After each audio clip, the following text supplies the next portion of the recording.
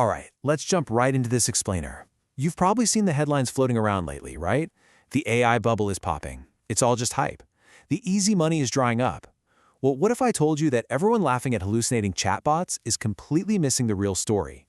The AI revolution hasn't hit a financial wall at all. It's actually hit a physical one. And right now, far away from Silicon Valley, the world's largest tech giants are quietly executing the biggest physical land grab in modern history. Today, we're going to completely shatter this limitless AI myth and uncover what they are really building behind the scenes. Okay, let's dive into this. What if the AI bubble isn't popping, but mutating? Because right now, the big four tech giants, we're talking Amazon, Google, Meta, and Microsoft, are collectively spending close to $400 billion a year. That is a staggering amount of money, and it isn't just going toward writing better code. No, it's going into concrete, steel, and massive physical data centers. They are taking on enormous debt to do this, even though their current AI revenues are just a drop in the bucket. So why? Well, it's because they are no longer just software companies. They're mutating into private empires. There's this fascinating assessment from Carnegie Europe that captures this shift perfectly. These CEOs aren't just selling software subscriptions anymore. They are actual fixtures at the White House. They're advising on national security. They're building private cyber defense divisions, which are essentially modern armies, and they're issuing cloud credits that act almost like a sovereign currency.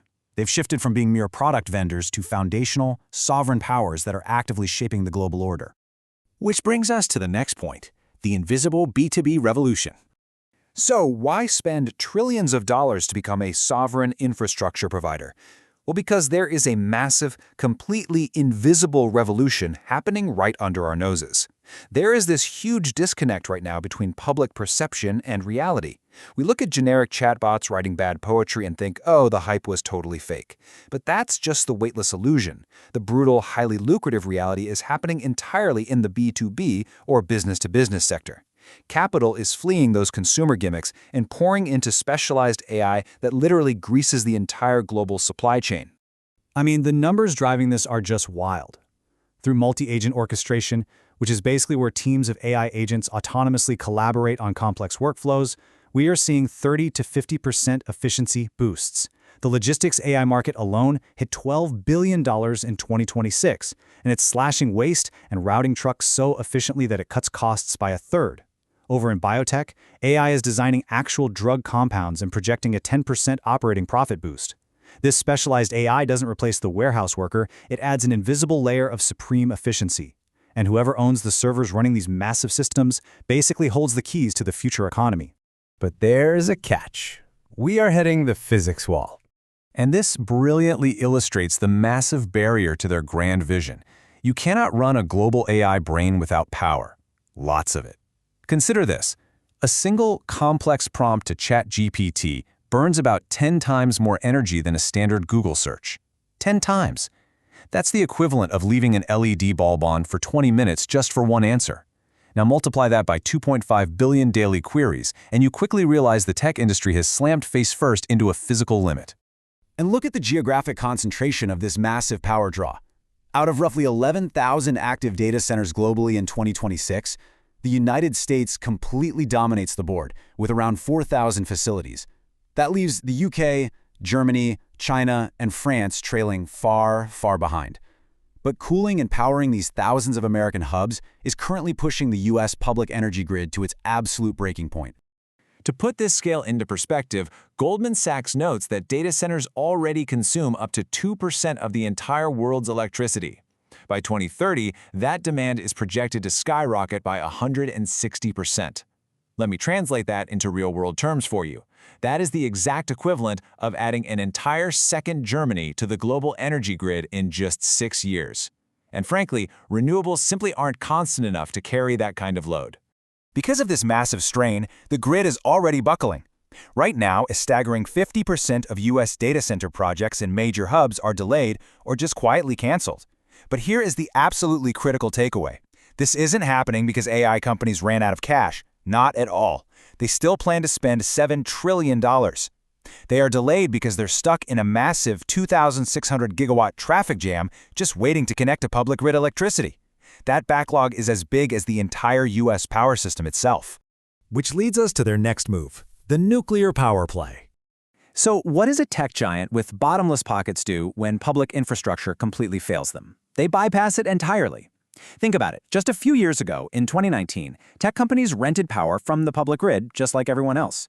Fast forward to 2024, Microsoft strikes a historic 20-year deal to literally reactivate a reactor at the 3 Mile Island nuclear plant.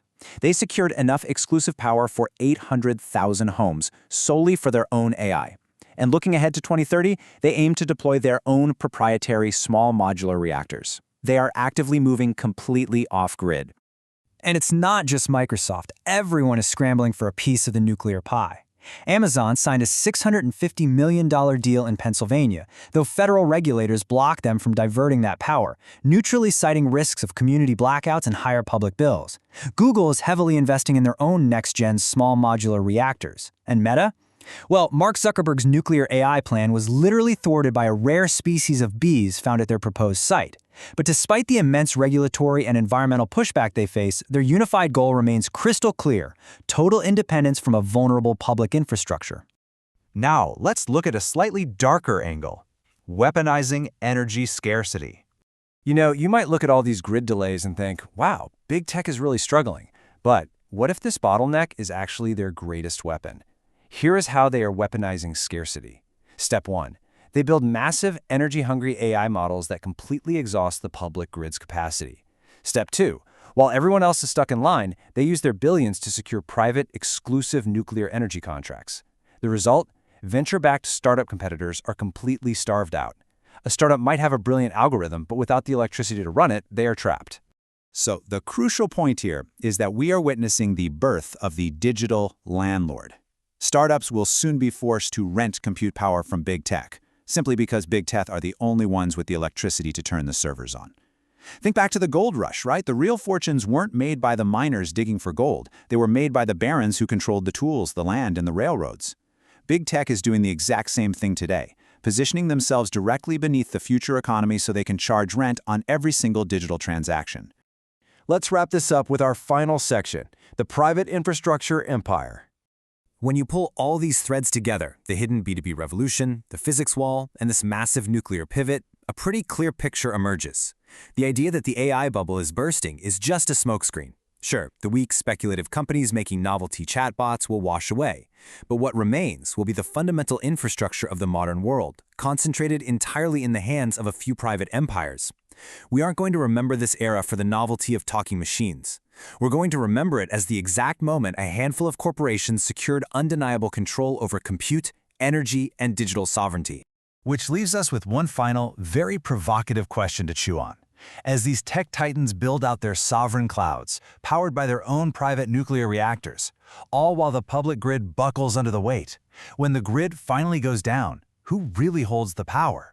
Is it the governments who write the laws, or the private empires who control the electricity that keeps the modern world breathing? Definitely something to think about. Thanks for joining me for this explainer, and I'll catch you in the next one.